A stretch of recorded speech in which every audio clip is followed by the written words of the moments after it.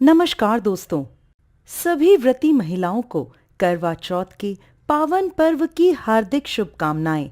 माँ करवा आप सभी के सुहाग को लंबी आयु प्रदान करे। सुख, सौभाग्य और समृद्धि से आपका परिवार सदैव भरा रहे। ऐसी शुभकामनाओं के साथ आइए सुनते हैं करवा चौथ की पौराणिक कथा। बहुत समय पहले की बात है।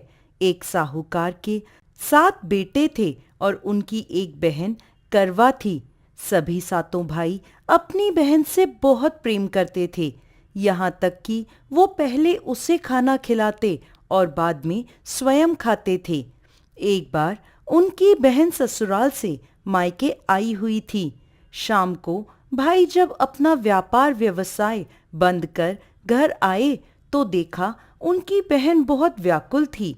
सभी भाई खाना खाने बैठे और अपनी बहन से भी खाने का आग्रह करने लगे, लेकिन बहन ने बताया कि आज उसका करवा चौथ का निर्जला उपवास है और वह भोजन सिर्फ चंद्रमा को देखकर उसे अर्घ देकर ही खा सकती है। क्योंकि चंद्रमा अभी तक नहीं निकला, इसलिए वो भूख प्यास से व्याकुल हो उठी है। सबसे छोटे भाई से अपनी बहन की ऐसी हालत देखी नहीं जाती और वह दूर पीपल के पेड़ पर एक दीपक जलाकर चलने की ओट में रख देता है। दूर से देखने पर ऐसा प्रतीत होता है कि जैसे चतुर्थी का चंद्रमा उदित हो रहा हो। इसके बाद भाई अपनी बहन को बताता है कि चंद्रमा उदय हो गया है, तुम उसे अर्घ देने के बाद भोजन कर सकती हो। बहन खुशी के मारे भाभीियों के पास भागी भागी गई और कहने लगी, भाभी भाभी चलो, चंद्रमा उदय हो गया, अर्घ देकर व्रत खोलते हैं। सभी भाभियां बोली, नहीं नहीं बहन, ये तो तुम्हारा चंद्रमा निकला है, तुम इसे अर्घ दे दो, हमारा चांद तो बाद में निकलेगा। बहन के कुछ समझ नहीं आया, परंतु भाइयों के कहने पर वो सीढ़ियां चढ़ चंद्रमा को देखती है, उसे अर्घ देकर खाना खाने बैठ जाती है। पहला निवाला मुंह में रखती है तो उसे छींक आ जाती है। दूसरा निवाला मुंह में रखते ही उसमें बाल निकल आता है और जैसे ही तीसरा निवाला मुंह में रखती है कि उसके ससुराल से उसका बुलावा आ जाता है कि जल्द से जल्द वो अपने घर पहुंचे। माँ बेटी को विदा करने के लिए बक्सा खोलती है तो उसमें काले और सफेद कपड़े निकलने लगते हैं। यह देखकर वो घबरा जाती है और बेटी से कहती है कि बेटा, रास्ते में जो भी बड़ा, बूढ़ा या छोटा बच्चा मिले सबके पैर छूती जाना। जैसे ही कोई पूर्ण आशीर्वाद देकर बूढ़ सुहागन होने का कहे तो अपने पल्ले पर गांठ बांध लेना। वो अपनी माँ के कहे अनुसार करती है, परंतु कोई उसे सदा सुखी रहो तो कोई सदा सौभाग्यवती रहो तो कोई पुत्रवती हो ऐसा आशीर्वाद देता है। कोई भी उसे पूर्ण आशीर्वाद नहीं देता। जैसे ही वो अपने ससुराल पहुंचती है तो घर के आंगन में छोटी ननद मिलती है। वो छोटी ननद के पैर छूती है तो छोटी ननद उसे आशीर्वाद देती है, सदा सौभाग्यवती रहो, सदा सुखी रहो, दूधो नाव पूतो फलो, बूढ़ सुहागन हो। ये आशीर्वाद सुनते ही वो अपने पल्ले पर गांठ बांध देती है और अंदर जाती है। जैसे ही अंदर जाती है तो अपने पति का मृत शरीर देखती है। उसे देखते ही वो जोर जोर से रोने लगती है। अब जैसे ही उसके पति को अंतिम संस्कार के लिए ले जाने लगते हैं तो वो जिद कर उनके साथ जाने को कहती है। सभी उसे अपने साथ ले जाते हैं। चिता को अंतिम अग्नि देने का समय होता है तो वह अपने पति को जलाने नहीं देती।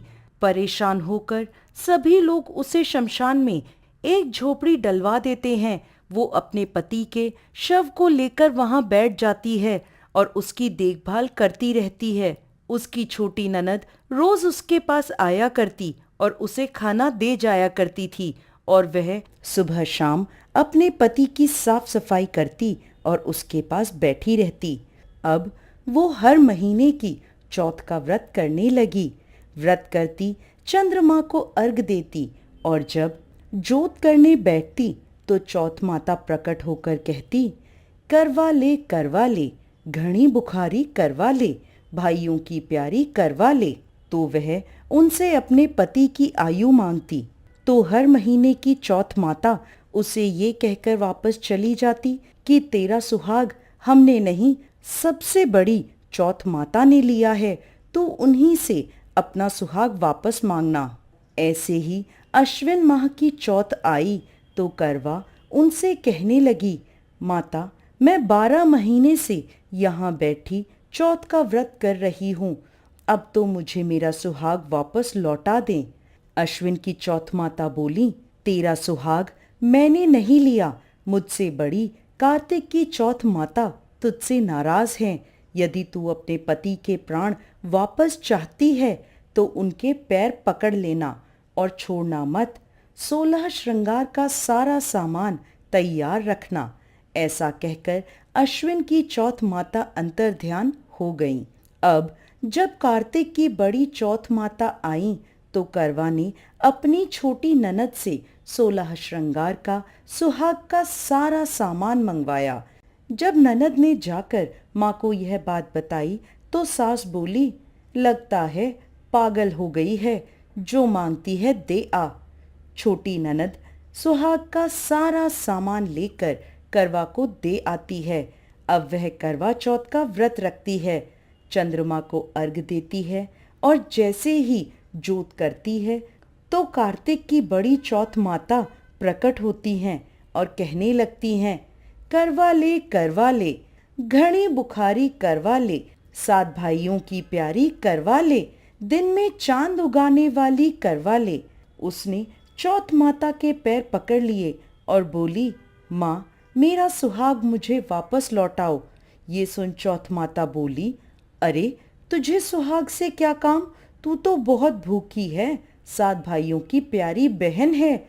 इस बात पर करवा कहने लगी, नहीं माता, मुझसे बहुत बड़ा पाप हो गया, मेरे सुहाग को मुझे लौटा दो।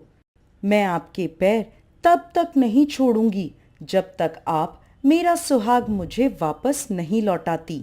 यह सुनकर चौथ माता ने करवा से एक एक कर सुहाग का सारा सामान मांगा और करवा उन्हें सारा सुहाग का सामान देती गई। तब चौथ माता उससे कहने लगी, तुझे जरूर व्रत करने की सारी विधि कोई समझा कर गया है। तो करवा कहने लगी, माता मुझे तो हालात ने सब कुछ समझा दिया, आप बस मेरा सुहाग मुझे वापस लौटा दें। तब चौथ माता ने अपनी आंखों से काजल निकाला, उंगलियों से मेहंदी, मांग से सिंदूर और इन सब को करवे में घोल दिया और उस जल से उसके पति को छींटा लगाया। छींटा लगाते ही उसका पति जीवित हो गया। जाते जाते चौथ माता उसकी झोपड़ी पर लात मार गईं, जिससे उसकी झोपड़ी महल में बदल गई। करवा के सब सुख आनंद हो गया। शाम को जब छोटी ननद भाभी के लिए खाना लेकर आई तो देखती है कि भाभी की झोपड़ी तो कहीं है ही नहीं, उसकी जगह एक बड़ा सा सुंदर सा महल खड़ा है। उधर खिड़की में बैठी करवा छोटी ननद के आने की प्रतीक्षा कर रही थी। छोटी ननद को आवाज देकर करवा दौड़ी दौड़ी उसके पास